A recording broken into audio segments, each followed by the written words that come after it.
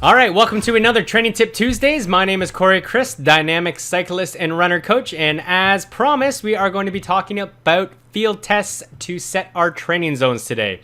Specifically, we're going to talk about the FTP test, which stands for Functional Threshold Power, which typically relates more to cycling than running. That being said, power really is starting to come into the running world more with power pods, so you can also apply the same concepts and protocols to running as well. So FTP stands for, again, functional threshold power. Functional means we're actually doing something. You're going to jump on a bike and ride, or you're going to run. Threshold, we already talked about this, so if you need to review this in earlier videos, please do. But that's that tipping point where your body can no longer buffer the lactate that's being produced through metabolism. And then P stands for, again, power, the amount of watts that you can hold for the duration of the test set. So let's look at a test set example here and talk about actually executing this test set. This is a Zwift sequence that I built into Training Peaks. So if you do use a software like Zwift or do a test set inside, you will see this exact protocol. So couple of things to point out here. Do a nice long warm-up. You want to make sure that you gradually build into it, just like any other workout. This one has a 20-minute gradual build, so quite substantial.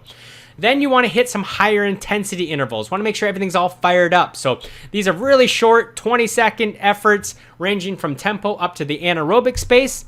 Then nice long recovery. Then you're hitting 5 minutes VO2 max, which I believe is in here to make that test set feel just that little bit easier.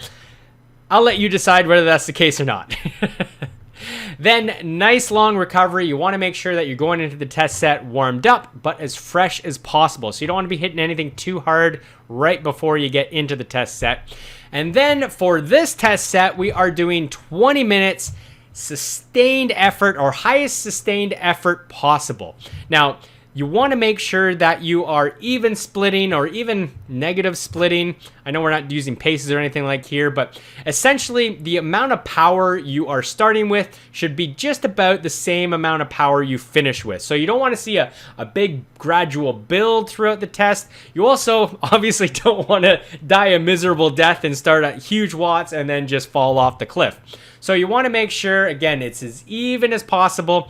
There will be slight variations. So if you're bumping it up 5-10 watts from, the start to the end, that's okay. But if you have a big discrepancy in watts, again, the test won't be valid.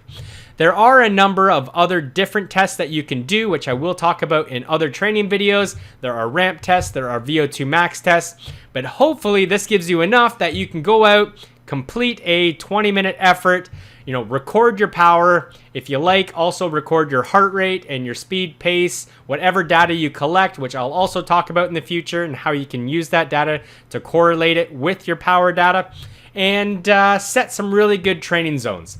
Once you have your average power across that 20 minutes, you're basically just going to take 95% of that, and that is your new threshold power that you can use in your training softwares. So have fun doing some painful field tests, set those training zones, and if this video was of any assistance to you, make sure you hit that like button, maybe subscribe to the channel, that'd be cool. Notification bell if you want to get notified that these are popping up every Tuesday, and happy training, happy testing. We'll see you next time.